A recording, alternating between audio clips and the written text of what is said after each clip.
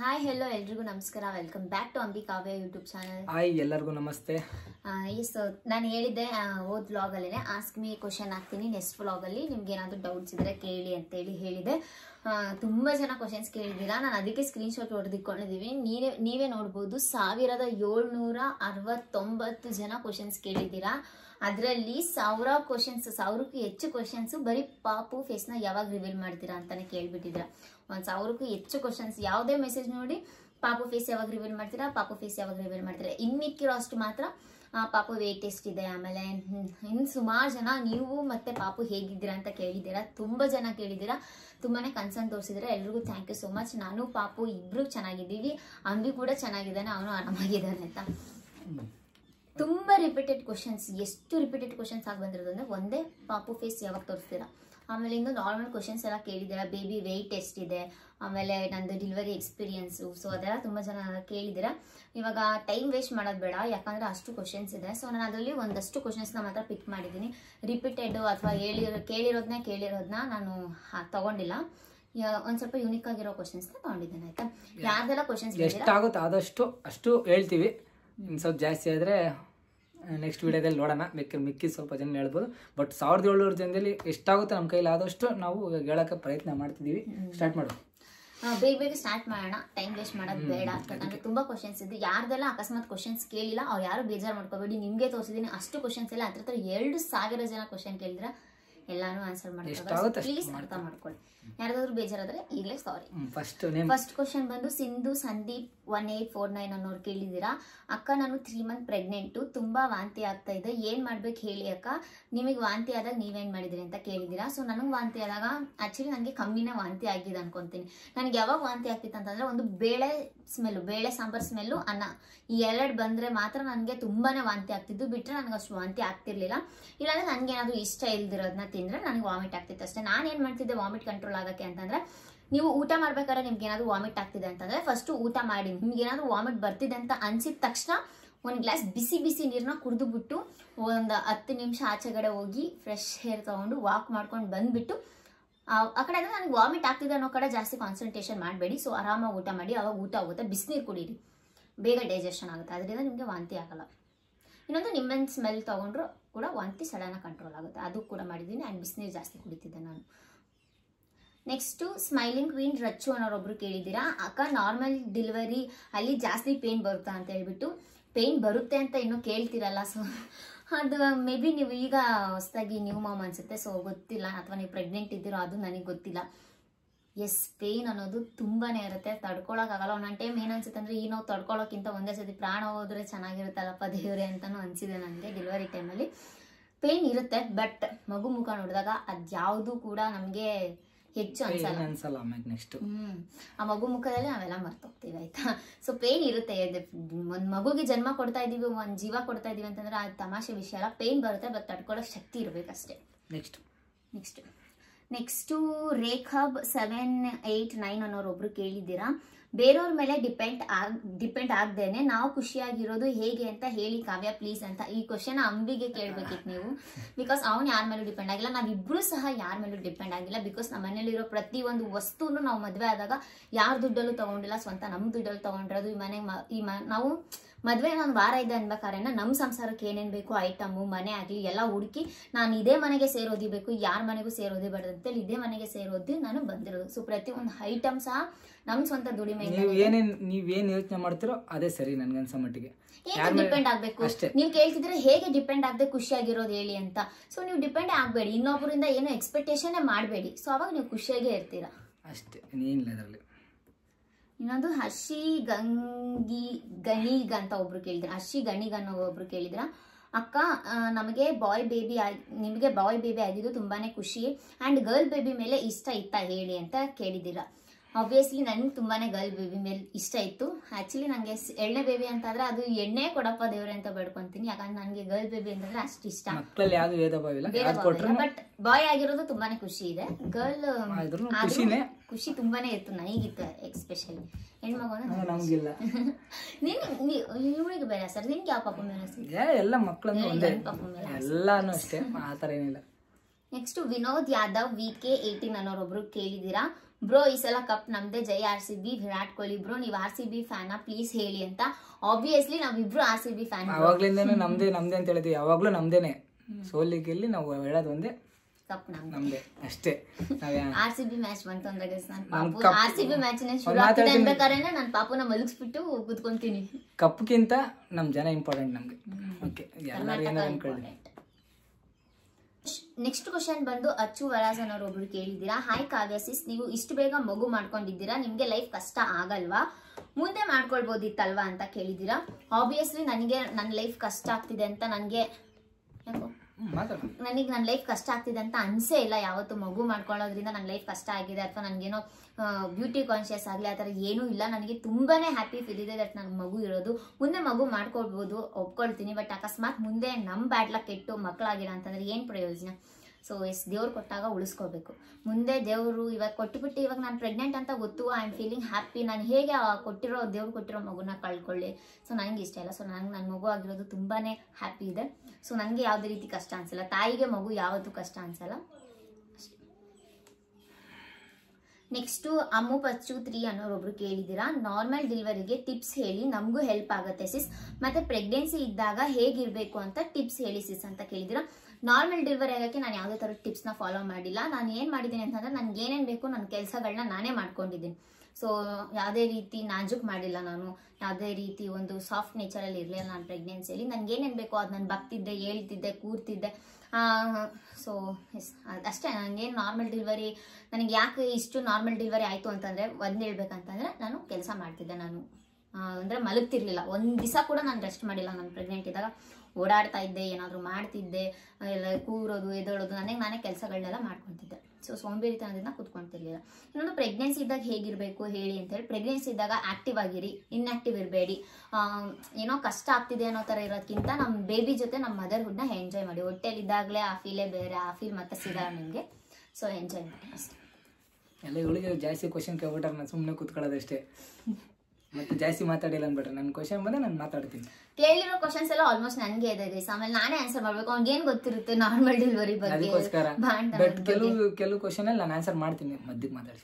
Long life king ಅನ್ನೋರೊಬ್ರು ಕೇಳಿದ್ದೀರಾ. You was showing in private hospital right? If we go for government hospital, in hospital there will be do ಡೆಲಿವರಿನ ಅಂತ ಕೇಳಿದ್ರ. ಅಂದ್ರೆ ಇದ್ರ ಅರ್ಥ ಏನಂತಂದ್ರೆ, ಈಗ ನಾನು ಕೂಡ ಅಷ್ಟೇ ಪ್ರೈವೇಟ್ ಹಾಸ್ಪಿಟಲ್ ಅಲ್ಲಿ ತೋರಿಸ್ತಿದ್ದೀವಿ, ಗೌರ್ಮೆಂಟ್ ಹಾಸ್ಪಿಟಲ್ ಹೋದ್ರೆ ಡೆಲಿವರಿ ಮಾಡ್ತಾರಾ ಅಂತ ಕೇಳಿದ್ದೀರಾ.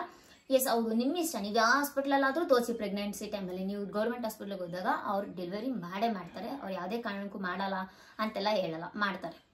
ಅಲ್ಲೂ ತೋರಿಸ್ಬೋದು, ಇಲ್ಲೂ ನಾನು ತೋರಿಸಿದ್ದು ಎಲ್ಲ ಪ್ರೈವೇಟ್. ಬಟ್ ನಾನು ಡೆಲಿವರಿ ಗೌರ್ಮೆಂಟ್ ಅಲ್ಲೇ ಮಾಡ್ಕೋಬೇಕಂತೇಳಿ ಮಾಡ್ಕೊಂಡಿರೋದು. ಬಿಕಾಸ್ ಗೌರ್ಮೆಂಟ್ ಅಲ್ಲಿ ಅಷ್ಟು ಸುಲಭವಾಗಿ C-ಸೆಕ್ಷನ್ ಮಾಡಲ್ಲ, ನಾರ್ಮಲೇ ಟ್ರೈ ಮಾಡ್ತಾರೆ. ಸೊ ಅದರಿಂದ ನಾನು ಗೌರ್ಮೆಂಟ್ ಹಾಸ್ಪಿಟಲ್ ಪ್ರಿಫರ್ ಮಾಡಿದ್ದು. ಅವರೇ ಕೇಳಿದ್ದಾರೆ, ಗೌರ್ಮೆಂಟ್ ಹಾಸ್ಪಿಟ್ಲ್ ಬಗ್ಗೆ ಡೀಟೇಲ್ಸ್ ಹೇಳಿ, ಏನೆಲ್ಲ ಡಾಕ್ಯುಮೆಂಟ್ಸ್ ಬೇಕು ಗೌರ್ಮೆಂಟ್ ಹಾಸ್ಪಿಟ್ಲ್ಗೆ ಹೋದಾಗ ಡೆಲಿವರಿಗೆ ಅಂತ ಕೇಳಿದ್ರೆ. ಏನೂ ಡಾಕ್ಯುಮೆಂಟ್ಸ್ ಬೇಡ, ತಾಯಿ ಕಾರ್ಡ್ ಬೇಕು and husband and wife Aadhaar card ಇರಬೇಕು. ಇಷ್ಟಿದ್ರೆ ಸಾಕು, ಆರಾಮಾಗಿ ಡೆಲಿವರಿ ಆಗುತ್ತೆ. ಆ್ಯಂಡ್ OPD ಬೇಕು. ಅಲ್ಲಿ ಹೋದಾಗ ನೀವು OPD ತಗೋಬಹುದು. ಬೇಬಿಗೊಂದು OPD ಕೊಡ್ತಾರೆ, ಮದರ್ಗೊಂದು OPD ಸಿಗುತ್ತೆ, ಅದಲ್ಲೇ ಸಿಗುತ್ತೆ. ಸೊ ನೀವು ಆಧಾರ್ ಕಾರ್ಡ್ ಕೊಟ್ಟು, ತಾಯಿ ಕಾರ್ಡ್ ಕೊಟ್ಟು ನೀವು ಅದನ್ನು ತಗೊಂಡ್ರೆ ಮುಗೀತು, ಇಷ್ಟೇ ಡಾಕ್ಯುಮೆಂಟ್ಸ್. ನಿನಗೆ ಕ್ವಶನ್ ಬಂತು. ಸುನೀತಾ ಸುನಿ 28 ಅನ್ನೋರೊಬ್ರು ಕೇಳಿದ್ದಾರೆ, ನಿಮ್ಗೆ ಇಷ್ಟವಾದ ಕ್ವಾಲಿಟಿ ನನ್ನಲ್ಲಿ, ಕಾವ್ಯದಲ್ಲಿ ಏನ್ ನಿಮ್ಗೆ ಒಂದು ಕ್ವಾಲಿಟಿ ಇಷ್ಟ ಅಂತ ಕೇಳೋರು. ಏನ್ ಕ್ವಾಲಿಟಿ ಇಷ್ಟ ನಿಮ್ಗೆ ನನ್ನಲ್ಲಿ? ನಿನಗೆ ನನ್ನಲ್ಲಿ ಏನ್ ಇಷ್ಟ ಕ್ವಾಲಿಟಿ? ನನ್ನ ಸ್ವಲ್ಪ ಜಾಸ್ತಿ ಪ್ರೀತಿ ಮಾಡ್ತಾಳೆ, ಅದೊಂದು ಕ್ವಾಲಿಟಿ ಇಷ್ಟ ನಂಗೆ. ಅಷ್ಟೇನಾ? ಇನ್ನೊಂದು ಅವಳಿಗೆ ಜಾಸ್ತಿ ಒಂದು ಕ್ವಾಲಿಟಿ ನಿಂಗೆ ತುಂಬಾ ಇಷ್ಟ. ಅದು ನನಗೆ ನಿನ್ನೆಲ್ಲ ಜಾಸ್ತಿ ಕೇರ್ ಮಾಡ್ತಾಳೆ, ಅದೊಂದು ಜಾಸ್ತಿ ಇಷ್ಟ. ನಾನೇ ಬೈದ್ರೂ ಅವಳೇ ಬರ್ತಾಳೆ, ಮಾತಾಡ್ತಾಳೆ. ಅದೊಂದು ಅದೇ, ಅದನ್ನ ಏನಂತಾರೆ ಡೈರೆಕ್ಟ್ ಅವಳೇ ಇಷ್ಟ, ಅಷ್ಟೇನೇನಿಲ್ಲ. ಟೆಡ್ಡಿ ಲವರ್ 1543 ಅನ್ನೋರೊಬ್ರು ಕೇಳಿದಿರಾ, 1 ವೀಕಿಗೆ 2 ವ್ಲಾಗ್ ಆದ್ರೂ ಮಾಡಿ, ನಿಮ್ ಫ್ಯಾನ್ಸ್ ಗಳಿಗೆ ಬೇಜಾರಾಗಿದೆ ಅಂತ ಕೇಳಿದಿರ. ಏನ್ ಮಾಡೋದು, ನಾನು ಪ್ರೆಗ್ನೆಂಟ್ ಇದ್ದಾಗಲೂ ಮಾಡಿದ್ರು ಬೈತಿದ್ರು, ಪ್ರೆಗ್ನೆಂಟ್ ಇದ್ರ ಹಂಗೆ ಹಿಂಗೆ ಅಂತೇಳಿ. ಇವಾಗ ಬಾಣ್ತನಾಗಿದೆ. ಸೊ ನಿಜ ಹೇಳ್ಬೇಕಂತಂದ್ರೆ ಮಗು ಕಡೆನೆ ತುಂಬಾ ಟೈಮ್ ಕೊಡಬೇಕು. ಸೊ ಅದರಿಂದ ನನಗೆ ಟೈಮ್ ಸಾಕಾಗ್ತಾಯಿಲ್ಲ ವ್ಲಾಗ್ ಮಾಡೋಕ್ಕೆ. ಅವ್ನೊಂದು 3 ತಿಂಗಳಾದ್ಮೇಲೆ ಅವ್ನು ಫೇಸ್ ರಿವೀಲ್ ಮಾಡಿದ್ಮೇಲೆ ನಾವು ಆರಾಮಾಗಿ ವ್ಲಾಗ್ ಮಾಡ್ಬೋದು. ಸೊ ಆವಾಗ ನೀವು ಹೇಳ್ದಂಗೆ ವಾರಕ್ಕೆ 2 ವ್ಲಾಗ್ ಮಾಡ್ತೀವಿ, ಆಯ್ತಾ? ನಾ ಅವಾಗ ಮಿಸ್ಸೇ ಮಾಡಲ್ಲ. ನಾನು ತೀರ್ಮಾನ ಮಾಡ್ಕೊಬಿಟ್ಟಿದ್ದೀನಿ, ಒಂದು ಸ್ವಲ್ಪ ಮಗು ದೊಡ್ಡದಾದ್ಮೇಲೆ ಆಚೆಗಡೆಲ್ಲ ಟ್ರಿಪ್ಗೆ ಹೋಗ್ಬೇಕು ಆ್ಯಂಡ್ ಔಟ್ಸೈಡ್ ಪ್ಲೇಸು, ಆಮೇಲೆ ಕಂಟೆಂಟ್ ಮಾಡಬೇಕು ಯೂಟ್ಯೂಬಲ್ಲಿ ಅಂತ ನಾನು ಡಿಸೈಡ್ ಮಾಡ್ಕೊಂಡಿದ್ದೀವಿ. ಒಂದು ಸ್ವಲ್ಪ ಬೇಬಿ ಬೆಳೆದು ಅವನು ಫೇಸ್ ರಿವೀಲ್ ಆಗಿ ಅವ್ನಿಗೆ ಸ್ವಲ್ಪ ಮೆಚುರಿಟಿ ಬಂದಮೇಲೆ ಎಲ್ಲ ಸ್ಟಾರ್ಟ್ ಮಾಡ್ತೀವಿ. ಅಲ್ಲಿವರೆಗೂ ಮಾಡ್ದಲೇ ಇರಲ್ಲ ವ್ಲಾಗ್, ಮಾಡ್ತಾ ಇರ್ತೀವಿ ಅವಾಗ. ಬಟ್ ನಮ್ದೇನಿದೆ ಅದು ಮಾತ್ರ ವ್ಲಾಗ್ ಮಾಡ್ತೀವಿ, ಅವನ ಬಗ್ಗೆ ಏನು ಮಾತಾಡಲ್ಲ. ನೆಕ್ಸ್ಟ್ ಗುಬ್ಬೀಸ್ 86 ಅನ್ನೋರೊಬ್ರು ಕೇಳಿದ್ದೀರಾ, what was the worst and best day of your life ಅಂತ. ನಮ್ಮಿಬ್ರು ಲೈಫಲ್ಲಿ ಒಂದು ಕೆಟ್ಟ ದಿನ ಅಂದ್ರೆ ಯಾವುದು, ಇನ್ನೊಂದು ಬೆಸ್ಟ್ ದಿವಸ ಅಂದ್ರೆ ಯಾವುದು ಅಂತ. ನನಗೆ ಬೆಸ್ಟ್ ಡೇ ಎರಡಿದೆ, ಒಂದು ನನ್ನ ಮದುವೆ ಆಗಿದ್ದ ದಿವಸ, ಇನ್ನೊಂದು ನಮ್ಮ ಪಾಪು ಹುಟ್ಟಿದ ದಿವಸ. ನಿನಗೆ ಯಾವ್ದು ಎರಡು ಬೆಸ್ಟ್ ದಿವಸ, ಬೆಸ್ಟ್ ಡೇ ನಿನ್ ಜೀವನದಲ್ಲೇ ಬೆಸ್ಟ್ ದಿವಸ ಯಾವ್ದು, ಯಾವ ಡೇ? ಪಾಪು ಹುಟ್ಟಿದಾಗ. ನಂಗ ನನ್ ಮದ್ವೆ ಆಗಿದ್ದ ಅವನಿಗೂ ಇಷ್ಟ ಇಲ್ಲ. ಈ ಮದ್ವೆ ಆಗಿದ್ದು ಇಷ್ಟನೇ, ಬಟ್ ನಾನು ಹೇಳ್ತಾ ನೀನ್ ಕೇಳಿದ್ದೇನೆ ಅದಕ್ಕೆ ಬೆಸ್ಟ್ ಡೇ ನಿನ್ಗೆ ಪಾಪು ಹುಟ್ಟಿದ ದಿವಸ. ಮತ್ತೆ ವರ್ಸ್ಟ್ ಡೇ ಕೆಟ್ಟ ದಿನ ಯಾವ? ಕೆಟ್ಟದ್ದು ಯಾವ್ದಿಲ್ಲ, ನನಗೂ ಕೆಟ್ಟದ್ದು ಯಾವ್ದಿಲ್ಲ. ನನ್ನ ಜೀವನದಲ್ಲಿ ಅಂತಂದ್ರೆ ಒಳ್ಳೇದ್ ಮಾಡ್ಕೊಳ್ಳೋದೇ ಅದೇ. ಸಮಸ್ಯೆಗಳು ಬಂದಾಗ ನಾನು ಯಾವ್ದನ್ನೂ ವರ್ಸ್ಟ್ ಅಂತ ತಗೊಂಡಿಲ್ಲ. ಆ ಡೇನ ನಾನು ವರ್ಸ್ಟ್ ಅಂತಾನೆ ಕನ್ಸಿಡರ್ ಮಾಡಲ್ಲ. ಏನೇ ಬಂದ್ರು ನಾನು ಕೇರ್ ಮಾಡಲ್ಲ ಅಷ್ಟೇ. ಎಲ್ಲಾನು ನಾವು ಪ್ರೀತಿಯಿಂದ ಕಷ್ಟ ಬಂದ್ರು ಅದನ್ನ ನಾನು ಇಷ್ಟಪಟ್ಟು ಸ್ವೀಕರಿಸ್ತೀವಿ ಅಷ್ಟೇ. ಪೂಜಾ ಅಮ್ಮು 1551 ಅವ್ರನ್ನೊಬ್ರು ಕೇಳಿದ್ದೀರಾ, ಅಕ್ಕ ನನಗೆ ಇವಾಗ 3 ಮಂತು, ಸೊ ನಿಮ್ಮಿಂದ ಏನಾದರೂ ಹೇಳ್ಬಹುದಾ ನನಗೆ ಹೇಗಿರಬೇಕು ಅಂತ. 3 ಮಂತ್ಸ್ ಆಗಿದೆ, ಸೊ ನಿಮಗೆ ಪ್ರೆಗ್ನೆನ್ಸಿ ಪ್ರಾಪರ್ ಆಗಿ ಕನ್ಫರ್ಮ್ ಆಗಿದೆ. ಸೊ 3 ತಿಂಗಳು ಒಳಗಡೆ ಯಾವಾಗ ಬೇಕಾದ್ರೂ ಮಿಸ್ಕ್ಯಾರೇಜ್ ಆಗ್ಬೋದು. ಬಟ್ ಇವಾಗ ನಿಮಗೆ 3 ಮಂತ್ ಅಂತ ಹೇಳ್ತಿದ್ದೀರಾ, ಸೊ ಹುಷಾರಾಗಿರಿ. ಆದಷ್ಟು ಸೋಂಬೇರಿತನದಿಂದ ಮಲ್ಕೊಳ್ಳೋ ಬದಲು ಒಂದಷ್ಟು ನಿಮ್ಮ ಕೆಲಸ ನೀವಾದ್ರೂ ಮಾಡ್ಕೊಳಕ್ ಟ್ರೈ ಮಾಡಿ. ಅಟ್ಲೀಸ್ಟ್ ಚೆನ್ನಾಗಿರೋ ಊಟ ತಿನ್ನಿ, ಹೆಲ್ತಿ ಫ್ರೂಟ್ಸ್ ಎಲ್ಲ ತಿನ್ನಿ, ಆಮೇಲೆ ಡ್ರೈ ಫ್ರೂಟ್ಸ್ ಚೆನ್ನಾಗಿ ತಿನ್ನಿ ಅಷ್ಟೇ. ನಿಮ್ಮ ಹೊಟ್ಟೆಲಿರೋ ಬೇಬಿನ ಕೇರ್ ಮಾಡಿ ಅಷ್ಟೇ. ಪೇನ್ಸ್ ಫೈಟರ್ ಮೇಘ ಅನ್ನೋರೊಬ್ರು ಕೇಳಿದ್ದೀರಾ, ಅಂಬಿ ಅಣ್ಣ ನಿಮ್ಗೆ ಮಗ ಹುಟ್ಟಿದಾನೆ ಅಂತ ಹೇಳಿ ಕಾವ್ಯಕ್ಕನ ಮೇಲೆ ಲವ್ ಕಡಿಮೆ ಆಯ್ತಾ? ಆತರ ಏನಿಲ್ಲ, ನಮ್ಗೆ ಇಬ್ರ ಮೇಲೂ ಪ್ರೀತಿ. ಯಾರು ಎಷ್ಟೊಂದ್ ಜನ ಅದು ಕೇಳಿದಿರಾ, ಯಾರ್ ಕಂಡ್ರೆ ಪ್ರೀತಿ ಅಂತ ಅದು ಬರುತ್ತೆ ಕ್ವಶನ್. ನೀವು ಕೇಳೋದು ಹೆಂಗ್ ಕೇಳ್ತಿದ್ರೆ ಎರಡು ಕಣ್ಣಲ್ಲಿ ಯಾವ ಕಣ್ಣು ಇಷ್ಟ ಅಂತ ಕೇಳ್ಬಾರ್ದು. ಏನ್ ಗೊತ್ತಾ ಗೈಸ್, ನನ್ಗೆ ಡೆಲಿವರಿ ಆದಾಗ ಫಸ್ಟ್ ಅಂಬಿ ಪಾಪು ನೋಡಕ್ ಬಂದಕ್ಕಿಂತ ಫಸ್ಟ್ ಬಂದು ಅವ್ನು ಕೇಳಿದೆ ನನ್ನ ಹೇಗಿದ್ಯಾ ಅಂತ. ಎಲ್ರು ಬಂದ ತಕ್ಷಣ ಮಗು ಹೇಗಿದೆ ಅಂತ ಎತ್ಕೊಂಡು ನೋಡ್ತಾರೆ, ಅಂಬಿ ಬಂದು ಹೇಗಿದ್ಯಾ ಅಂತ ಫಸ್ಟ್ ನನ್ನ ಕೇಳಿದ್ದ. ಏನೋ ಒಂದು ಯಾವ ಮೈಂಡಲ್ಲಿ ಮೈಂಡ್ ಚೆನ್ನಾಗಿತ್ತಂದ್ರೆ ಅವಾಗ ಕೇಳಿದೀನಿ. ಅಯ್ಯೋ ಹಂಗಾರೆ ಕಾಳಜಿಂದ ಕೇಳಿಲ್ಲ. ಇಬ್ಬರು ಇಂಪಾರ್ಟೆಂಟ್, ಓಕೆನಾ? ಫಸ್ಟ್ ಒಂದು ಲೆಕ್ಕದಲ್ಲಿ ಬಂದ್ರು ಫಸ್ಟ್ ಇವಳೆ ಲೆಕ್ಕ ಬರೋದು ಮಗುಕ್ಕಿಂತ ಅನ್ನೋದು ನನ್ನ ಮೈಂಡ್ ಸೆಟ್. ಹಂಗಾದ್ರೆ ಇವಳದೇ ಫಸ್ಟ್ ಕೇರ್ ಮಾಡ್ಬೇಕು ಅನ್ನೋದು ಅಷ್ಟೇ ಹೇಳ್ತಾರೆ. ಪ್ರೀತಿ ಕಮ್ಮಿ ಆಗಿದೆ, ಪ್ರೀತಿ ಕಮ್ಮಿ ಆಗಿದ್ರೆ ನಿನ್ನ ಹೆಸರು ಹೇಳ್ತಿದ್ದೆ, ಮಗು ಹೆಸರು ಹೇಳ್ತಿದ್ನಲ್ವಾ? ಇಲ್ಲ ಅಂತ ಕ್ವಶನ್ ಕೇಳ್ರಿ, ನನ್ ಮಕ್ಕಳ ಆಗ್ಬಿಡ್ತೀನಿ. ಪವಿ 51 ಅನ್ನೋರೊಬ್ರು ಕೇಳಿದಿರಾ, ಅಕ್ಕ ನಿಮ್ಗೆ ಬ್ಯಾಡ್ ಕಮೆಂಟ್ಸ್ ಬಂದ್ರೆ ನಿಮ್ಗೆ ಏನ್ ಅನ್ಸುತ್ತೆ ಅಂತ. ಏನ್ ಅನ್ಸುತ್ತೆ ಅಂದ್ರೆ ಕೆಲಸ ಇಲ್ಲದೆ ಕಮೆಂಟ್ ಹಾಕೊಂತಾರೆ, ಬಿಟ್ಟಾಕ್ಬೇಕು ಅಂತ ಅನ್ಸುತ್ತೆ ಅಷ್ಟೇ, ಬೇರೆ ಏನ್ ಅನ್ಸಲ್ಲ. ಯಾವತ್ತೂ ನಾನು ತಲೆ ಕೆಡ್ಸ್ಕೊಳ್ಳಲ್ಲ. ಬ್ಯಾಡ್ ಕಮೆಂಟ್ ಹಾಕೋ ಅಂಥದ್ದು ನಾವೇನು ಮಾಡಿಲ್ಲ. ಮೈ ತುಂಬ ಬಟ್ಟೆ ಹಾಕೊಂಡಿದ್ದೀವಿ, ಯಾವುದೇ ರೀತಿ ಬೆಟ್ಟಿಂಗ್ ಪ್ರಮೋಷನ್ಸ್ ಮಾಡಿಲ್ಲ. ಒಪ್ಕೊಳ್ತೀನಿ ಬ್ಯೂಟಿ ಅಥವಾ ಇದು ಕಾಸ್ಮೆಟಿಕ್ ಪ್ರಮೋಷನ್ ಮಾಡ್ತೀನಿ, ಅದು ಏನು ಕೆಡ್ತಲ್ಲ, ಅದು ಕೂಡ ಬ್ರ್ಯಾಂಡ್ ಪ್ರಮೋಷನ್ ಮಾಡಿದ್ದೀನಿ. ಕೆಟ್ಟದ್ದು ಯಾವುದು ನಾನು ಪ್ರಮೋಷನ್ ಮಾಡಿಲ್ಲ ಬಂದು ಬ್ಯಾಡ್ ಕಮೆಂಟ್ಸ್ ಹಾಕಕ್ಕೆ. ಬಟ್ ಕೆಲವೊಬ್ರು ಇರ್ತಾರೆ, ಅವ್ರ ಇಷ್ಟ, ಹಾಕೊಳ್ಳಿ, ಅವ್ರ ಕೆಲಸನೇ ಅದು, ನಾನು ಕೇರ್ ಮಾಡಲ್ಲ. ಏಂಜಲ್ ಅನು 2004 ಅನ್ನೋರೊಬ್ರು ಕೇಳಿದ್ದೀರಾ, ಕಾವ್ಯ ನಿಮ್ಗೆ ಪಾಪು ಫಸ್ಟ್ ಮಂತಲ್ಲಿ ಎಷ್ಟು ಸಲ ಮೋಷನ್ ಮಾಡಿತ್ತು ಅಂತ ಕೇಳಿದ್ರೆ, ಎಸ್ ಆಲ್ಮೋಸ್ಟ್ ಹೊಸದಾಗಿ ತಾಯಿ ಆದವ್ರಿಗೆ ಬೇಬಿ ಮೋಷನ್ ಬಗ್ಗೆ ಕೇರ್ ಇದ್ದೇ ಇರುತ್ತೆ. ನನ್ನ ಪಾಪು ಫಸ್ಟ್ ಮಂತ್ ಇದ್ದಾಗ 1 ಡೇಗೆ 2 ಟೈಮ್ಸ್ ಮೋಷನ್ ಮಾಡ್ತಿದ್ದ. ಒಂದೊಂದು ದಿವಸ 1 ಟೈಮ್ ಮಾಡೋನು, ಒಂದೊಂದು ದಿವಸ 2 ಟೈಮ್ ಮಾಡೋನು. 1 ಮಂತ್ ಕಂಪ್ಲೀಟ್ ಆಗೋವರೆಗೂ ಡೈಲಿ ಮಾಡ್ತಿದ್ದ. ಬಟ್ ಯಾವಾಗ 1 ಮಂತ್ ಕಂಪ್ಲೀಟ್ ಆದ್ಮೇಲೆ ಅವನು 1 ವಾರ ಮೋಷನ್ಗೆ ಹೋಗಿರ್ಲಿಲ್ಲ. ಪೀಡಿಯಾಟ್ರಿಷಿಯನ್ ಹತ್ರ ಹೋಗಿ ತೋರಿಸಿದ್ಕೆ ಅವ್ರು ಹೇಳಿದ್ರು ಇಟ್ಸ್ ಕಾಮನ್, ಒಂದೊಂದು ಟೈಮ್ 15 ಡೇಸ್ ಆದ್ರೂ ಮಕ್ಕಳು ಮಾಡಲ್ಲ. ಬಿಕಾಸ್ ಬೇಸಿಗೆ ಇರೋದ್ರಿಂದ ನಾವು ಹಾಲು ಕೊಟ್ರೆ ಬೇಬಿ ಬಾಡಿಗೆ ಸಾಕಾಗಲ್ಲ ಹಾಲು, ಇನ್ನು ಮೋಷನ್ ಮಾಡೋ ಅಷ್ಟು ಅವಕ್ಕೆ ಇದಿರಲ್ಲ. ಆಮೇಲೆ ಹಾಸ್ಪಿಟ್ಲಿಗೆ ಹೋಗಿ ಬಂದ್ಮೇಲೆ ಅವ್ರು ಹೇಳಿದ್ರು ಕಾಮನ್ ಅಂತ. ಆಮೇಲೆ 8 ಡೇಸ್ ಆದ್ಮೇಲೆ ಮೋಷನ್ಗೆ ಹೋಗಿದ್ದಾನೆ, 1 ಮಂತ್ ಕಂಪ್ಲೀಟ್ ಆದ್ಮೇಲೆ. ಅದಕ್ಕೂ ಮುಂಚೆ 1 ದಿವಸದಲ್ಲಿ 1 ಸತಿ ಇಲ್ಲ 2 ಸತಿ ಹೋಗ್ತಿದ್ದ. ಎದುರ್ಕೊಳ್ಳೋದೇನಿರಲ್ಲ, ಮೋಷನ್ ಬಗ್ಗೆ ಎದುರ್ಕೋಬಾರ್ದು ಅಂತ ನನ್ನ ಪೀಡಿಯಾಟ್ರಿಷಿಯನ್ ಅವರು ಸಮಾಧಾನ ಮಾಡಿದ್ರು. ನಾನು ಇಷ್ಟೇ ಟೆನ್ಷನ್ ತಗೊಂಡಿದ್ದೆ ಫಸ್ಟ್. ಸ್ಮೈಲ್ ಕ್ವೀನ್ ಪವು 69 ಅನ್ನೋರೊಬ್ರು ಕೇಳಿದ್ದೀರಾ, ಡೆಲಿವರಿ ಆದ್ಮೇಲೆ ನಿಮ್ಮ ಡೈಲಿ ರೋಟೀನ್ ಬಗ್ಗೆ ಹೇಳಿ ಅಂತ ಹೇಳಿ. ಡೆಲಿವರಿ ಆದ್ಮೇಲೆ ನನ್ನ ಡೈಲಿ ರೋಟೀನ್ ಏನಂತಂದ್ರೆ, ಬೆಳಿಗ್ಗೆ 7 ಗಂಟೆ ಪಾಪು ಎದ್ದೇಳ್ತಾಳೆ, ಊಟ ಮಾಡ್ತಾಳೆ, ಕಾಫಿ ಮತ್ತೆ ಬ್ರೆಡ್ ತಿಂತೀನಿ. ಆಮೇಲೆ ಪಾಪುಗೆ ಸ್ನಾನ ಮಾಡಿಸ್ತೀವಿ ನಾನು ನಮ್ಮ ಅಮ್ಮ ಸೇರಿ. ಆಮೇಲೆ ನಾನು ಸ್ನಾನ ಮಾಡ್ಕೊತೀನಿ, ಕೂದಲು ಕೂಸ್ಕೊಂತೀನಿ. ಆಮೇಲೆ ಬ್ರೇಕ್ಫಾಸ್ಟ್ ಮಾಡ್ತೀನಿ. ಅಷ್ಟ್ರಲ್ಲಿ ಬ್ರೇಕ್ಫಾಸ್ಟ್ ಮಾಡೋಷ್ಟರಲ್ಲಿ ನಮ್ಮಮ್ಮ ಮಗುನ್ ಮಲಗಿಸ್ತಾರೆ. ತಿನ್ಬಿಟ್ಟು ಆಮೇಲೆ ಮಲ್ಕೊಂತೀನಿ ನಾನು. ಅವ್ನು ಜಾಸ್ತಿ ಮಲ್ಗಕ್ ಬಿಡಲ್ಲ ಗೈಸ್, ಅವ್ನು 1/4 ಗಂಟೆ ಅಷ್ಟೇ, 1/4 ಗಂಟೆ ಹಂಗೆ ಒಂದು ಸಣ್ಣದಾಗ ಒಂದು ನಿದ್ದೆಗೆ ಹೋಗಿ ಬರ್ತೀನಿ. ಅಷ್ಟು ಅವನು ಎದ್ದೇಳ್ತಾನೆ, ಮತ್ತೆ ಹಾಲು ಕುಡಿಸು, ಮತ್ತೆ ತಿನ್ನು, ಹಾಲು ಕುಡಿಸು ಅಷ್ಟೇ. ಅವ್ನಿಗೆ ಹಾಲು ಕುಡಿಸೋದೇ ದಿನ ರೋಟೀನ್. ಅವ್ನಿಗೆ ಹಾಲು ಕುಡಿಸೋದು, ನಾನು ತಿನ್ನೋದು ಅಷ್ಟೇ, ಮಲ್ಗೋದು ಇಷ್ಟೇ. ಸಂಜು 314590 ಅನ್ನೋರೊಬ್ರು ಕೇಳಿದ್ದೀರಾ, ಅಮ್ಮ ಆಗಿ ನಿಮ್ಮ ಲೈಫ್ ಹೇಗಿದೆ ಅಕ್ಕ ಅಂತ. ಅಮ್ಮ ಆಗಿ ನನ್ನ ಜೀವನದಲ್ಲಿ ತುಂಬಾನೇ ಬದಲಾಗಿದೆ. ಫಸ್ಟ್ ನಾನು ರಾತ್ರಿ 11:30 ಮಲ್ಕೊಂಡ್ರೆ ಬೆಳಿಗ್ಗೆ 10:30 11 ಗಂಟೆಗೆ ಎದ್ದೊಳ್ತಿದ್ದವಳು. ಮಗು ಒಂದು ಸ್ವಲ್ಪ ಸೌಂಡ್ ಮಾಡಿದ್ರು ಸಹ ಈಗ ನಾನು ಎದ್ದು ಕೂತ್ಕೊತಾ ಇದ್ದೀನಿ. ನನ್ನಲ್ಲೇ ತುಂಬಾ ಚೇಂಜಸ್ ನನಗೆ ಕಾಣ್ತಿದೆ. ಹೇಗೆ ಅಂತಂದ್ರೆ ನನ್ಗೇನಾದ್ರೂ ಪರವಾಗಿಲ್ಲ, ನನ್ನ ಮಗುಗೆ ಏನಾಗಬಾರ್ದು ಅನ್ನೋ ಕನ್ಸರ್ನ್ ಜಾಸ್ತಿ ಆಗಿದೆ. ತುಂಬಾನೇ ಜವಾಬ್ದಾರಿ ಬಂದಿದೆ. ಆವಾಗ ನಾನು ಊಟನೇ ಮಾಡ್ತಿರ್ಲಿಲ್ಲ ಅಷ್ಟು. ಇವಾಗ ನನ್ನ ಮಗುಗೋಸ್ಕರ ನಾನು ತಿನ್ಬೇಕು, ಮಗುಗೆ ಚೆನ್ನಾಗಿ ಹಾಲು ಬರಬೇಕು ಅಂತೇಳಿ ನಾನು ಚೆನ್ನಾಗಿ ತಿಂತಾ ಇದ್ದೀನಿ. ಆ್ಯಂಡ್ ಎಲ್ಲ ಮಗುಗೋಸ್ಕರನೇ ಫುಲ್ಲು ರೆಸ್ಪಾನ್ಸಿಬಿಲಿಟಿ ಬಂದಿದೆ ನನಗೆ. ಫಸ್ಟ್ ಆದರೆ ತುಂಬ ಸೋಂಬೇರಿ ಇದ್ದೆ, ಹೆಂಗೋ ಯಾವಾಗೋ ಎದಾಳ್ತಿದ್ದೆ, ಯಾವಾಗಲೂ ತಿಂತಿದ್ದೆ. ಬಟ್ ಹೀಗಾಗಿಲ್ಲ. ಸೊ ಎಲ್ಲ ನನ್ನ ಮಗುಗೋಸ್ಕರ ಫುಲ್ ಚೇಂಜ್ ಆಗ್ಬಿಟ್ಟಿದ್ದೀನಿ. ಅಮ್ಮ ಆಗಿ ನನಗಿಂತ ಅವ್ನು ಇಂಪಾರ್ಟೆಂಟ್. ನನ್ನ ಜೀವ ಹೋದ್ರೂ ಪರವಾಗಿಲ್ಲ, ಅವ್ನು ಚೆನ್ನಾಗಿರಲಿ ಅನ್ನೋ ಮೈಂಡ್ಸೆಟ್ ಬಂದಿದೆ. ಮಣಿಕೇಶ್ವರಿ 58 ಅನ್ನೋರೊಬ್ರು ಕೇಳಿದಿರಾ, ಮದ್ವೆ ಆದ್ಮೇಲೆ ಅಂಬಿ ನೀವು ಸಪ್ರೇಟ್ ಮನೇಲಿ ಯಾಕಿದ್ದೀರಾ, ಅವ್ರ ಫ್ಯಾಮಿಲಿ ಜೊತೆನೆ ಯಾಕಿಲ್ಲ ಅಂತ. ನೀನ್ ಹೇಳು ಯಾಕಿಲ್ಲ ಅಂತ. ಫಸ್ಟು ನಾನು ಅವ್ನ ಜೀವನದಲ್ಲಿ ಬರೋಕ್ಕಿಂತ ಮುಂಚೆ, ಅವನನ್ನ ಲವ್ ಮಾಡೋಕ್ಕಿಂತ ಮುಂಚೆನೇ ಅವ್ನು ಡಿಸೈಡ್ ಆಗಿದ್ದ ಸಪ್ರೇಟ್ ಮನೆ ಮಾಡ್ಬೇಕು ಅಕಸ್ಮಾತ್ ನನ್ನ ಮದ್ವೆ ಆದ್ರೆ. ಏನಕ್ಕೆ ಸಪ್ರೇಟ್ ಮನೆ ಮಾಡಿರ್ಬೇಕಂದ್ರೆ ನಮ್ಮ ಅಮ್ಮಗೆ ನಾವು 7 ಜನ ಮಕ್ಕಳು ಟೋಟಲ್. ಓಕೆ, ನಮ್ಮ ಅಪ್ಪ ಅಮ್ಮ ಸೇರಿ 9-10 ಜನ ಆಗ್ತೀವಿ. ಒಂದು ಮಾಮೂಲಿ ಸಿಂಗಲ್ ಬೆಡ್ರೂಮ್ ಇರೋ ಮನೆ. ಅದಕ್ಕೋಸ್ಕರ ಅಷ್ಟು ಜನದಲ್ಲಿ ಜಾಗ ಸಾಲಲ್ಲ ಅನ್ನೋದಕ್ಕೆ ಮದ್ವೆ ಆಗಿ ಒಂದು ಪಾಪು ಇದೆ, ಅಲ್ಲೇ ಇದಾರಲ್ವಾ, ಸುಮ್ನೆ 10 ಜನ ಇರೋ ಜಾಗದಲ್ಲಿ ಇರಕ್ಕಾಗಲ್ಲ ಅಂತ ನಾನು ಸಪ್ರೇಟ್ ಆಗಿರ್ತೀನಿ. ಬಟ್ ನಾನು ಈ ಮನೇಲಿ ಇರೋದಕ್ಕಿಂತ ಆ ಮನೇಲಿ ಜಾಸ್ತಿ ಟೈಮ್ ಅಲ್ಲೇ ಇರೋದು ಗೈಸ್. ಅಲ್ಲೇ ಹೋಗಿ ಜಾಸ್ತಿ ಇರ್ತೀನಿ. ಇವಾಗ ಮಗು ಆಗಿದೆ, ನಾನು ಎಲ್ಲೂ ಹೋಗಕ್ಕಾಗಲ್ಲ. ನಾನು ಪ್ರೆಗ್ನೆನ್ಸಿ ಟೈಮಲ್ಲಿ ಸಹ ನಾನು ಅಲ್ಲೇ ಇದ್ದೆ ಜಾಸ್ತಿ. ನಮ್ಮ ಮತ್ತೆ ಮನೇಲಿ, ನಮ್ಮ ಅಮ್ಮನ ಮನೇಲಿ ಪಕ್ಕ ಹತ್ರ ಇರೋದ್ರಿಂದ ಬರೀ ಅವ್ರಿಬ್ರು ಮನೇಲೇ ಇರ್ತಿದ್ದೆ ನಾನು. ಎಸ್ ಅಷ್ಟೇ. ಇನ್ನು ಏನಂತಂದ್ರೆ ದೂರ ಇದ್ದಷ್ಟು ಪ್ರೀತಿ ಜಾಸ್ತಿ, ಹತ್ರ ಇದ್ದಷ್ಟು ಜಗಳ. ನಮ್ಮ ಅಮ್ಮನೂ ಬರ್ತಾರೆ ಇಲ್ಲಿಗೆ, ಎಲ್ಲರೂ ಬರ್ತಾರೆ, ನಾವು ಅಲ್ಲಿಗೆ ಹೋಗ್ತೀವಿ. ಬಟ್ ಇವಾಗ ಕರ್ಕೊಂಡು ಹೋಗ್ತಾ ಇಲ್ಲ ಅಷ್ಟೇ, ಯಾಕಂದ್ರೆ ಮಗುವಾಗಿದೆ ಎಲ್ಲೂ ಬೇಡ ಅಂತ ಅಷ್ಟೇ. ಬಟ್ ಎಲ್ಲ ನಾವು ಚೆನ್ನಾಗಿದ್ದೀವಿ, ಏನು ಆ ಥರ ಏನಿಲ್ಲ. ನಿನಗೆ ಕ್ವಶನ್ ಕೇಳಿದ್ದಾರೆ. ಮಿಸ್ ಡೆವಿಲ್ ಆಫ್ 10 ಅನ್ನೋರೊಬ್ರು ಕೇಳಿದ್ದಾರೆ, how did you feel when you saw the Kavya for the first time ಅಂತಂದ್ರೆ, ನೀನು ನನ್ನ ಮೊದಲೇ ಸತಿ, ನಿನ್ನ ಲೈಫಲ್ಲೇ ನನ್ನ ಮೊದಲೇ ಸತಿ ನೋಡಿದಾಗ ನಿನ್ಗೆ ಏನು ಫೀಲ್ ಆಯ್ತು? ಯಾಕೆ ಇಂಥ ಕ್ವಶನ್ ಕೇಳ್ತಾರೆ ನಮ್ಗೆ ಆನ್ಸರ್ ಮಾಡಕ್ಕೆ? ಅದೆಲ್ಲ ಹೆಂಗಪ್ಪ ಹೇಳಿ, ಯಾವ ಥರ ಫೀಲ್ ಆಯ್ತು? ಏನು ಯಾವ ಥರ ಫೀಲ್ ಅಂತ ಒಂದು ಹಂಗಂದ್ರೆ ನಾನು ಸುಮ್ಮನೆ ಕೂತಿದ್ದೆ. ಮತ್ತು ಇವಳು ಮಾಮೂಲಿ ಇದು ಸ್ಕೂಲ್ಗೆ ಹೋಗ್ತಿದ್ದಲ್ಲ, ಅವಾಗ ಓದ್ತಿದ್ದು.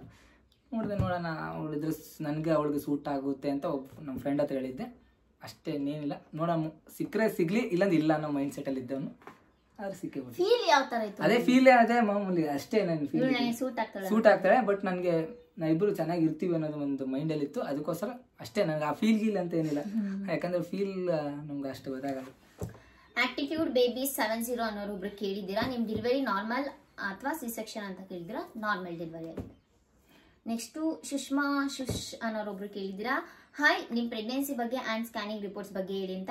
ಇದು ತುಂಬ ಜನ ಕೇಳಿದ್ದೀರಾ, ಅದು ವ್ಲಾಗ್ ಮಾಡಬೇಕಂತ ನಾನು ಅಂದ್ಕೊಂಡಿದ್ದೀನಿ. ಸ್ಕ್ಯಾನಿಂಗ್ ರಿಪೋರ್ಟ್ಸ್ ಎಲ್ಲ ಹಾಸ್ಪಿಟಲ್ ಇದೆ, ಬರೀ ಪಿಕ್ಚರ್ಸ್ ಮಾತ್ರ ಕೊಟ್ಟಿದ್ದಾರೆ.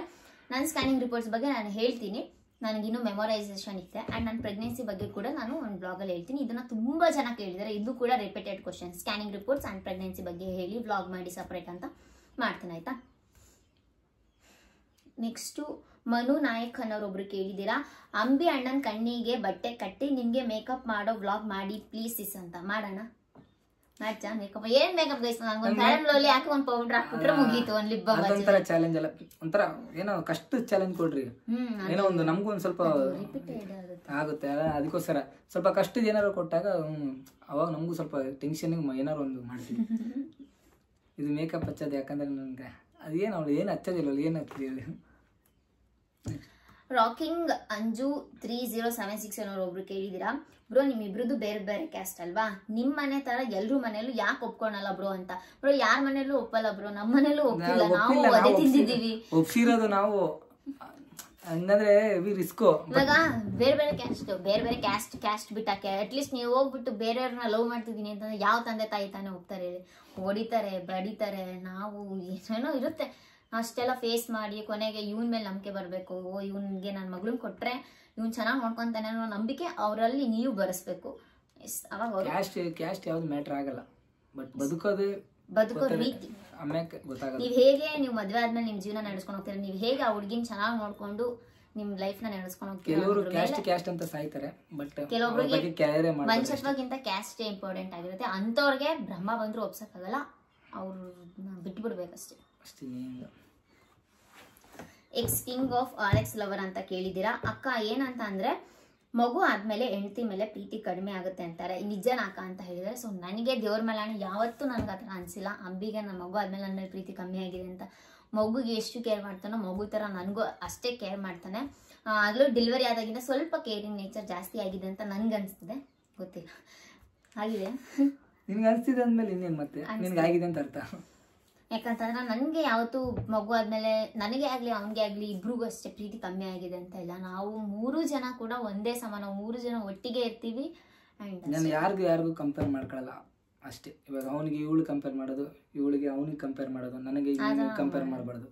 3 ಜನ ಒಂದೇ, ನಮ್ಮಿಂದ ಅವನು. ಸೊ ಎಸ್, ಅವ್ರು ನಮ್ಮ ಮಗು ಅವನು. ಸೊ ಏನ್ ಸುಮ್ಮನೆ ಬೇಗ ಯಾರು ಅದಕ್ಕೆ 3 ಜನದಲ್ಲಿ ಯಾರು ಕಂಪೇರ್ ಮಾಡ್ಕೋಬಾರ್ದು, ಮಗು ಆಗ್ಲಿ ನಾನಾಗ್ಲಿ ಇವಳಾಗ್ಲಿ ಅಷ್ಟೇ. ನಾನು ನೆಕ್ಸ್ಟ್ ಕ್ವಶನ್ ಪವಿ ಬಸು 6656 ಅನ್ನೋರೊಬ್ರು ಕೇಳಿದ್ರ, ನಿಮ್ ಡೆಲಿವರಿ ಟೈಮ್ನಲ್ಲಿ ಬ್ಲಡ್ ಎಷ್ಟಿತ್ತು ಪ್ಲೀಸ್ ಹೇಳಿ ಅಂತ.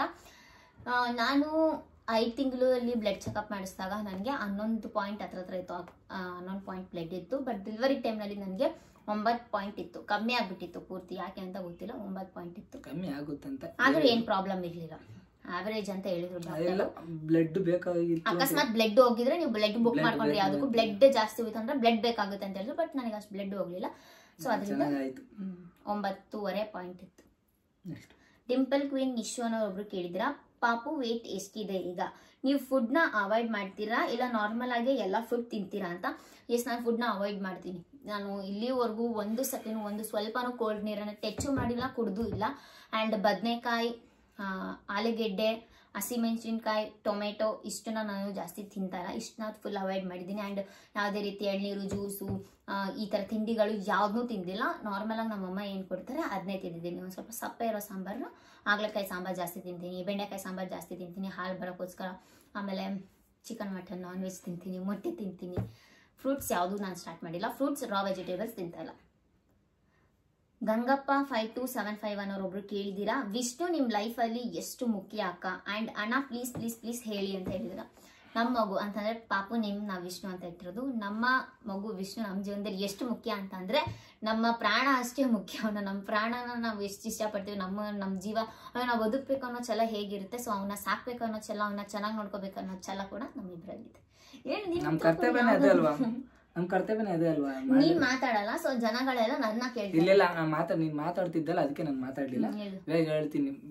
ಕ್ವಶನ್, ನಿಮ್ ವಿಷ್ಣು ನಿಮ್ ಲೈಫಲ್ಲಿ ಎಷ್ಟು ಮುಖ್ಯ ಅಕ್ಕ ಅಂಡ್ ಅಣ್ಣ? ಪ್ರತಿಯೊಬ್ಬ ತಾಯಿಗೂ ತಂದೆಗೂ ಪ್ರತಿಯೊಬ್ಬ ಮಗನು ತುಂಬಾ ಇಂಪಾರ್ಟೆಂಟ್ ಆಗ್ತಾನೆ. ಯಾಕಂದ್ರೆ ನಮ್ಮ ಮೈಂಡ್ ಸೆಟ್ ಅಲ್ಲಿ ಏನಂದ್ರೆ, ಇವಾಗ ನಾವ್ ಇರೋ ಗಂಟೆ ಅಷ್ಟೇ, ನಾವು ಓದ್ಮೇಲೆ ನೆಕ್ಸ್ಟ್ ನಮ್ ಜನರೇಷನ್ ಅವನೇ ಕಾಪಾಡ್ಬೇಕಲ್ಲ ಅನ್ನೋ ಮೈಂಡ್.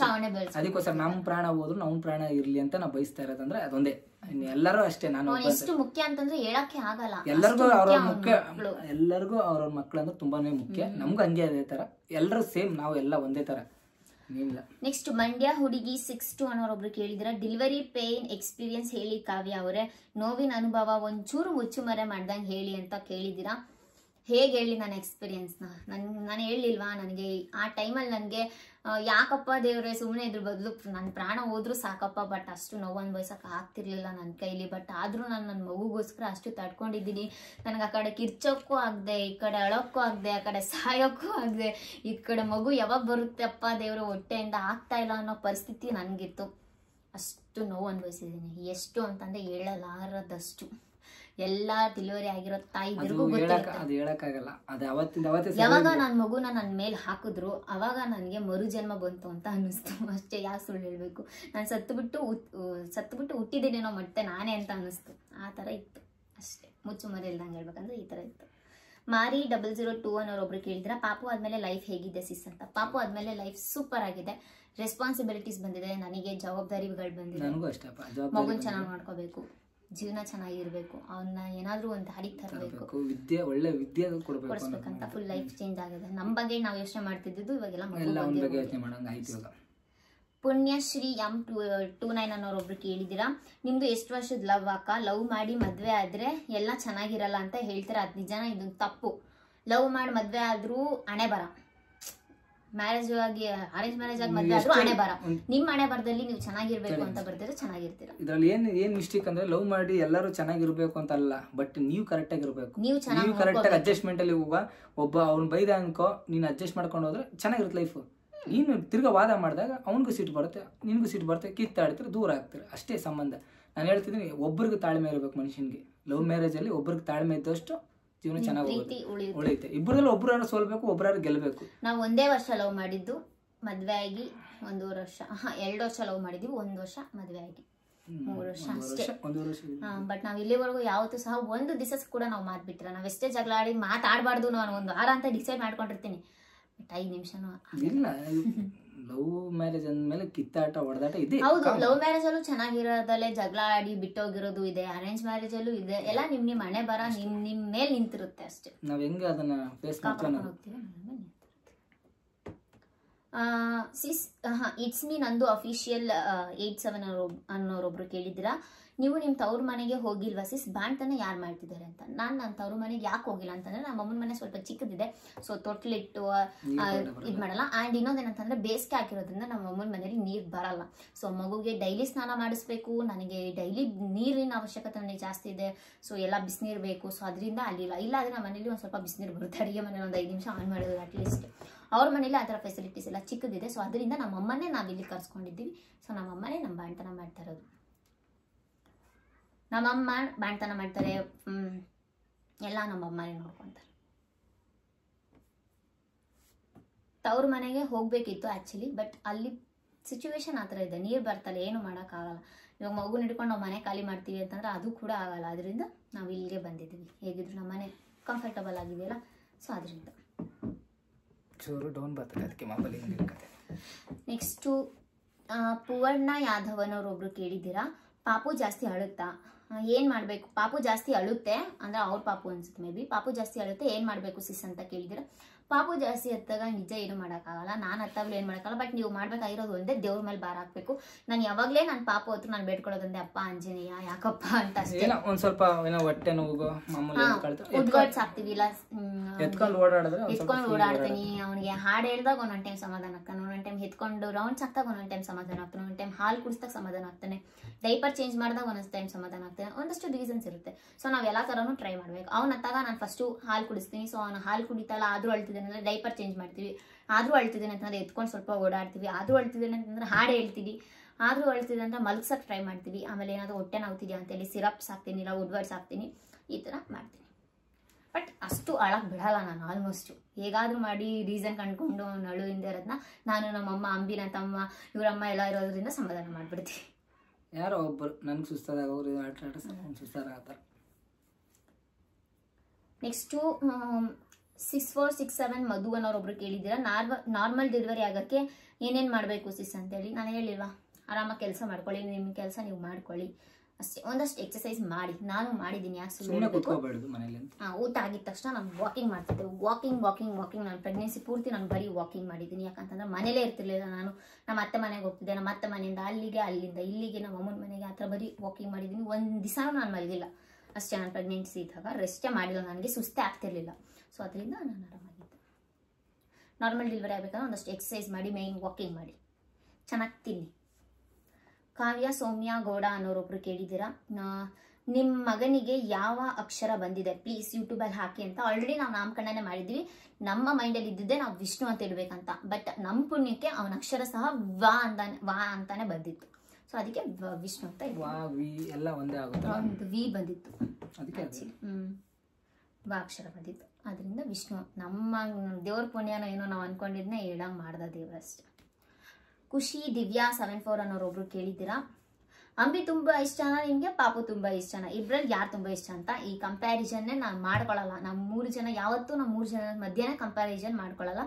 ನನಗೆ ಅಂಬಿ ಎಷ್ಟು ಇಂಪಾರ್ಟೆಂಟೋ ನನ್ನ ಮಗು ಅಷ್ಟೇ ಇಂಪಾರ್ಟೆಂಟ್, ನನ್ನ ಮಗು ಎಷ್ಟು ಇಂಪಾರ್ಟೆಂಟೋ ನನಗೆ ಅಂಬಿ ಕೂಡ ಅಷ್ಟೇ ಇಂಪಾರ್ಟೆಂಟ್. ಇಬ್ಬರು both boys are my life ಅಂತಲೇ ಹೇಳ್ಬೋದು. ಇವರಿಬ್ಬರು ಕೂಡ ನನಗೆ ಒಂದೇ ಸಮ. ನೆಕ್ಸ್ಟು ಮದಕರಿ ರಾಜು ಅನ್ನೋರೊಬ್ರು ಕೇಳಿದ್ದೀರಾ, ಅಕ್ಕ ಅಂಬಿ ಅಣ್ಣನ ಥರ ಹುಡುಗ ಸಿಗಲಿ ಅಂತ ವಿಶ್ ಮಾಡಿ ಅಂತ ವಿಶ್ ಮಾಡಿದೆ. ನಿಮ್ಗೆ ಅಂಬಿ ಥರನೇ ಹುಡುಗ ಸಿಗ.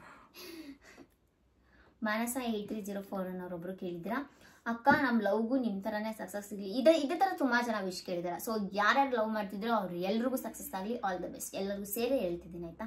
ಎಲ್ಲರ ಲವ್ಗೂ ಸಕ್ಸಸ್ ಸಿಗಲಿ. ಟ್ರೂ ಲವ್ ಯಾವತ್ತೂ ಉಳಿಸ್ಕೊಳ್ಳಿ.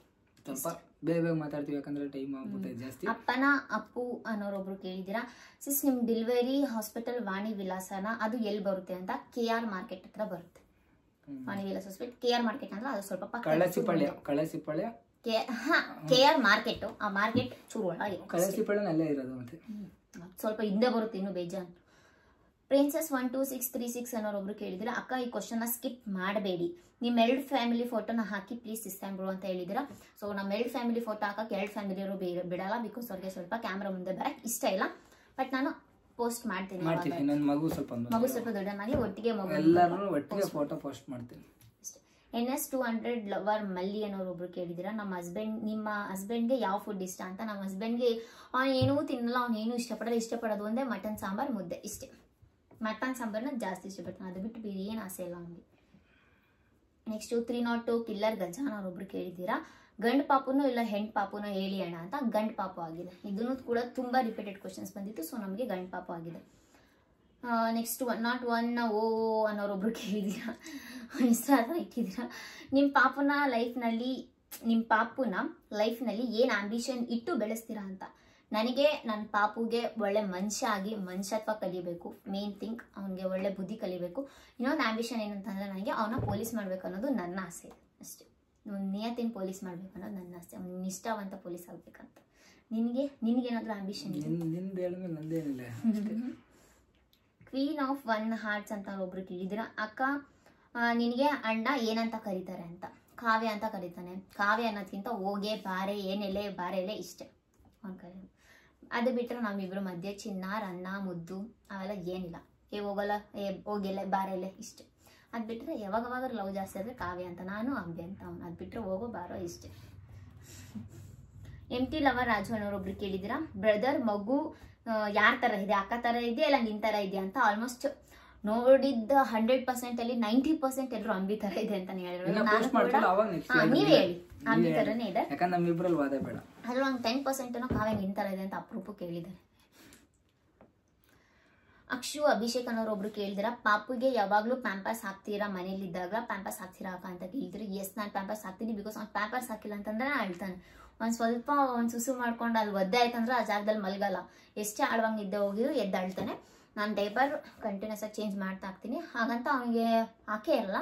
ದಿವಸದಲ್ಲಿ ಒಂದು 2 ಅವರ್ 3 ಅವರ್ 4 ಅವರ್ ಆದರೂ ಮ್ಯಾಕ್ಸಿಮಮ್ 4, ಕಮ್ಮಿ ಅಂದರೆ ಒಂದು 2 ಅವರ್ ಡೈಪರ್ ಇಲ್ಲದೆ ಬಿಡ್ತೀನಿ. ಅದು ಬಿಟ್ಟರೆ ಮಿಕ್ಕಿ ಟೈಮ್ ಹಾಕ್ತೀನಿ, ನೈಟ್ ಕಂಪಲ್ಸರಿ ಹಾಕ್ತೀನಿ. ಅವನಿಗೇನು ಯಾವುದೇ ರೀತಿ ರ್ಯಾಷಸ್ ಆಗಿಲ್ಲ, ಅಡ್ಜಸ್ಟ್ ಆಗಿದೆ ಪ್ಯಾಂಪರ್ಸ್. ಅವನಿಗೆ ಬರೀ ಪೌಡ್ರ್ ಹಾಕ್ತಾ ಇರ್ತೀನಿ, ಚೇಂಜ್ ಮಾಡಿದಾಗ ಪ್ರತಿಷ್ಠಿನ ಪೌಡ್ರ್ ಇರ್ತೀನಿ. ಎಸ್, ಇಲ್ಲೊಬ್ರು ಕೇಳಿದ್ದಾರೆ, ಅಮೂಲ್ಯ TRS ಅನ್ನೋರೊಬ್ರು ಕೇಳಿದಾರೆ, ಹಾಯ್ ಅಕ್ಕ, ಬಾಣಂತನ ಹೇಗಿದೆ ಹೇಳಿ, ನನಗೂ ಇವಾಗ 2 ಮಂತ್ ಬಾಯ್ ಬೇಬಿ ಇದೆ. ಈ ಬೇಸಿಗೆ ಕಾಲಕ್ಕೆ ಒಳಗಿರೋಕೆ ಆಗ್ತಿಲ್ಲ. ಇನ್ನು ತಲೆಗೆ ಬಟ್ಟೆ ಸ್ವೆಟರ್ ಎಲ್ಲ ಹಾಕೊಳಕ್ಕಂತೂ ಆಗ್ತಾ ಇಲ್ಲ. ನಿಮ್ಮ ಎಕ್ಸ್ಪೀರಿಯನ್ಸ್ ಹೇಗಿದೆ? ಪಾಪು ಚೆನ್ನಾಗಿದ್ಯಾ? ಇವಾಗ ಎಷ್ಟು kg ಇದೆ ಅಂತ ಕೇಳಿದಿರಾ. ಹೌದು, ಬಾಣಂತನ ಮಾಡ್ಕೊಳ್ಳೋಕೆ ಈ ಬೇಸಿಗೆಯಲ್ಲಿ ನಿಜ ತುಂಬ ಕಷ್ಟ ಆಗ್ತಿದೆ. ನಾನು ಯಾವತ್ತೂ ನನ್ನ ಲೈಫಲ್ಲೇ ನಾನು ಬೆವರ್ತಿರ್ಲಿಲ್ಲ, ಬಟ್ ಈ ಸತಿ ತುಂಬಾನೇ ಬೆವರ್ತೀನಿ. ಯಾಕಂದ್ರೆ ನಾನು ಹೌದು, ಮನೇಲಿದ್ದಾಗ ಸ್ವೆಟರ್ ಹಾಕೊಳ್ಳಲ್ಲ ನಾನು. ಈ ಬೇಸಿಗೆಗೆ ನಿಜ ಉಸಿರು ಕಟ್ಟ ಸತ್ತೋಗ್ಬಿಡ್ತೀನಿ ಅನ್ಸುತ್ತೆ ಆ ಬಟ್ಟೆ ಎಲ್ಲ ಕಟ್ಕೊಳ್ಳೋಕೆ. ಆಲ್ದೋ ನಾನು ಕಟ್ಕೊತೀನಿ, ಅದು ಸಂಜೆ ಟೈಮಲ್ಲಿ ಬಿಸಿಲೆಲ್ಲ ಕಮ್ಮಿ ಆಗಿದ ತಕ್ಷಣ ನಾನು ತಲೆ ಬಟ್ಟೆ ಕಟ್ಕೊತೀನಿ. ಅದಕ್ಕೂ ಮುಂಚೆ ನಾನು ಸಾಕ್ಸ್ ಹತ್ತಿ ಯಾವುದೇ ಕಾರಣಕ್ಕೂ 1 ಸೆಕೆಂಡ್ ಕೂಡ ನಾನು ತೆಗ್ದಿರಲ್ಲ. ಏನಾದರೂ ವಾಶ್ರೂಮ್ಗೆ ಹೋಗ್ಬೇಕಂದ್ರೆ ಮಾತ್ರ ಸಾಕ್ಸ್ನ ರಿಮೂವ್ ಮಾಡ್ತೀನಿ, ಬಿಸಿನೀರು ತೊಗೊಂಡೋಗ್ತೀನಿ. ಬಿಟ್ಟರೆ ಬಟ್ಟೆ ಸ್ವೆಟರ್ನ ನಾನು ಹಾಕಲ್ಲ, ಸಂಜೆ ಟೈಮ್ ಹಾಕ್ತೀನಿ. ನಾನು ಯಾವಾಗ ತಂಪಾಗ್ತಾ ಬರುತ್ತೆ ಆ ಟೈಮಲ್ಲಿ ಹಾಕ್ತೀನಿ. ಮಳೆ ಬಂತಂದ್ರೆ, ಮಳೆ ಸ್ಟಾರ್ಟ್ ಆಯ್ತಂದ್ರೆ ಆ ಕ್ಷಣಕ್ಕೆ ಹಾಕ್ತೀನಿ. ತುಂಬ ಕಷ್ಟ ಆಗ್ತಿದೆ ನನಗೂ ಈ ಬೇಸಿಗೆಯಲ್ಲಿ ಸ್ವೆಟರ್ ಎಲ್ಲ ಹಾಕೊಳ್ಳೋಕ್ಕೆ. ಇನ್ನು ಬಾಣಂತನ ಹೇಗಿದೆ ಅಂತಂದರೆ, ನಾರ್ಮಲ್ ಎಲ್ಲರೂ ಹೇಗೆ ಮಾಡ್ತಾರೆ ಹಾಗೆ ಮಾಡ್ತಿದ್ದೆ, ಹಾಗೆ ನಡೀತಿದೆ. ನನ್ನ ಎಕ್ಸ್ಪೀರಿಯನ್ಸ್ ಕೂಡ ಹಿಂಸೆ ಅನಿಸ್ತಿದೆ ಈ ಬೇಸಿಗೆಯಲ್ಲಿ. ನೀವು ಹೇಳ್ದಂಗೆ ನನಗೂ ಕೂಡ ಹಿಂಸೆ ಅನಿಸ್ತಿದೆ. ಬಟ್ ಆದರೂ ಏನು ಮಾಡೋಕ್ಕಾಗಲ್ಲ, ಸಂಜೆ ಟೈಮ್ ಕಟ್ತೀನಿ ಅಷ್ಟೇ. ಬಿಟ್ಟರೆ ಮಳೆ ಸ್ಟಾರ್ಟ್ ಆದಾಗ. ಇನ್ನು ತುಂಬ ಚೆನ್ನಾಗಿ ಬೇಬಿ ವೆಯ್ಟ್ ಕೇಳಿದ್ದೀರಾ, ಅದನ್ನ ನಾನು ಹೇಳ್ತೀನಿ.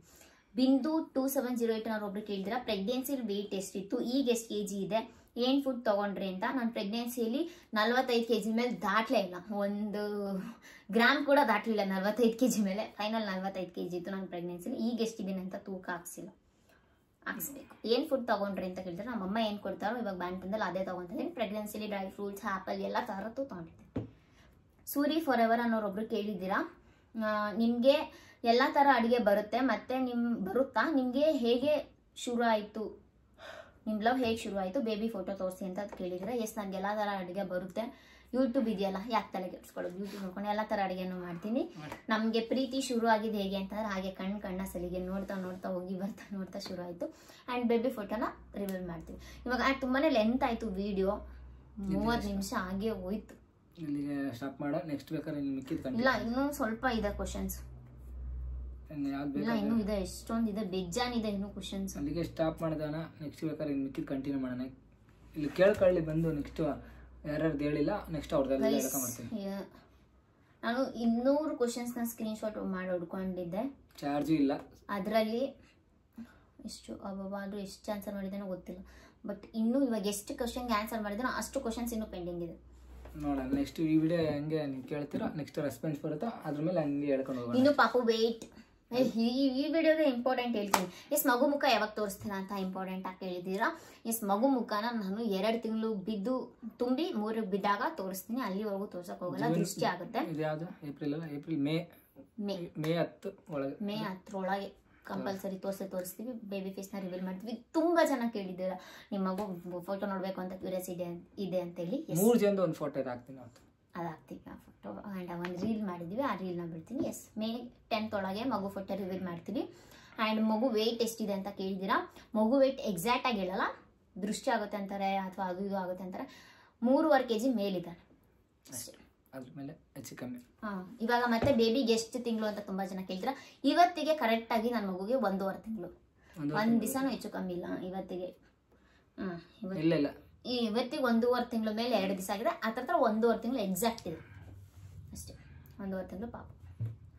ಇಷ್ಟು ತುಂಬಾ ಕ್ವಶನ್ಸ್ ಕೇಳಿದ್ರೆ ಯಾಕಂದ್ರೆ ಹೆವಿ ಲೆಂತ್ ಆಗ್ಬಿಡ್ತು ವಿಡಿಯೋ, 35 ನಿಮಿಷ. ಇನ್ನು ಎಷ್ಟು ಕ್ವಶನ್ಸ್ ಬ್ಯಾಲೆನ್ಸ್ ಇದೆ ಅಂತಂದ್ರೆ ಇನ್ನೂ ಅಷ್ಟು ಕ್ವಶನ್ಸ್ ಬ್ಯಾಲೆನ್ಸ್ ಇದೆ. ಸೊ ಎಲ್ಲಾನು ಇಂಪಾರ್ಟೆಂಟ್ ಇದೆ. ನೆಕ್ಸ್ಟ್ ನೋಡೋಣ. ಬೇಬಿ ಬಗ್ಗೆನೇ ಸಾಕಷ್ಟು ಕೇಳಿದ್ರೆ ಯಾವ ಪ್ರಾಡಕ್ಟ್ಸ್ ಯೂಸ್ ಮಾಡ್ತೀರಾ, ಏನೇನು ಮಾಡ್ತಿದ್ದೀರಾ, ಬೇಬಿಗೆ ಮಸಾಜ್ ಮಾಡ್ತಿದ್ದೀರೋ, ಆಯಿಲ್ ಮಸಾಜ್ ಮಾಡ್ತಿದ್ದೀರಾ ಅಂತೆಲ್ಲ ತುಂಬ ಜನ ಕೇಳಿದ್ರೆ ಅದಕ್ಕೆಲ್ಲ ನೆಕ್ಸ್ಟ್ ಕ್ವಶನ್ ಅಲ್ಲಿ ಆನ್ಸರ್ ಮಾಡ್ತೀನಿ. ತುಂಬಾನೇ ಲೆಂತ್ ಆಗಿದೆ vlog already. Thank you so much. ಈ ವ್ಲಾಗ್ನ ಇಲ್ಲಿಗೆ ಎಂಡ್ ಮಾಡ್ತಾ ಇದ್ದೀವಿ. ಈ ವಿಡಿಯೋ ಏನಾದರೂ ನಿಮ್ಗೆ ಇಷ್ಟ ಆಗಿದ್ರೆ ಲೈಕ್ ಶೇರ್ ಕಮೆಂಟ್ ಮಾಡಿ. ಅಂಬಿಕಾವ್ಯ ಯೂಟ್ಯೂಬ್ ಚಾನಲ್ನ ಮರಿದಲ್ಲೇ ಸಬ್ಸ್ಕ್ರೈಬ್ ಮಾಡ್ಕೊಳ್ಳಿ. ನಾನು ಯಾಕೆ ಜಾಸ್ತಿ ಮಾತಾಡಿದ್ದೀನಿ ಅಂತಂದ್ರೆ ನಾನು ಸ್ವಲ್ಪ ನಾನ್ ಸ್ಟಾಪ್ ಬೇಗ ಹೇಳ್ಬಿಡ್ತೀನಿ. ಅಂಬೆ ಆದ್ರೆ ಅವನು ತಾಳ್ಮೆ ಮನುಷ್ಯ, ಅವ್ನು ಯೋಚನೆ ಮಾಡೇ ಮಾತಾಡೋದು ಎಲ್ಲಾನು. ಸುಮ್ಮನೆ ಅವನು ಬಡಬಡ ಅಂತ ಮಾತಾಡಲ್ಲ ಅವನು. ಓಕೆ, ನೆಕ್ಸ್ಟ್ ವಿಡಿಯೋದಲ್ಲಿ ಎಲ್ಲಾ ಕ್ವಶನ್ಸ್ಗೂ ಅಂಬಿನೂ ಆನ್ಸರ್ ಮಾಡ್ತಾನೆ. ಎಲ್ಲ ಕ್ವಶನ್ ಇಲ್ಲ, ಅವಳಿಗೂ ಕೇಳ್ರಿ ನನಗೂ ಕೇಳ್ರಿ. ನಾನು ಜಾಸ್ತಿ ಕ್ವಶನ್ಸ್ ಕೇಳಿಲ್ಲ, ನಾನು ಏನ್ ಮಾಡ್ಲಿ ನೋಡೋಣ. ಕೇಳಿದ್ರೆ ನೆಕ್ಸ್ಟ್ ನಂದೇ ಸ್ವಲ್ಪ ಜಾಸ್ತಿ ಮಾತಾಡ್ತೀನಿ. ನೆಕ್ಸ್ಟ್ ನಾನು ಇವಳು ಮಾತಾಡೋಣ. ಓಕೆ, ರಿಯಲ್ ಲೈಫಲ್ಲಿ ನಾನು ಮಾತಾಡಲ್ಲ, ಇವನೇ ನನಗಿಂತ ಜಾಸ್ತಿ ಮಾತಾಡ್ತಾನೆ. ಫೋನಲ್ಲಿ ಇವನು ಮಾತೇ ಆಡಲ್ಲ, ನಾನು ಒಟ್ಟ ಅಂತೀನಿ. ಸೊ ಅಡ್ಜಸ್ಟ್ ಮಾಡ್ಕೊಂಡು, ಯಾಕಂದ್ರೆ ಸ್ಟ್ರೈಟ್ ಮಾತಾಡೋ ಅಭ್ಯಾಸ, ಅದಕ್ಕೋಸ್ಕರ.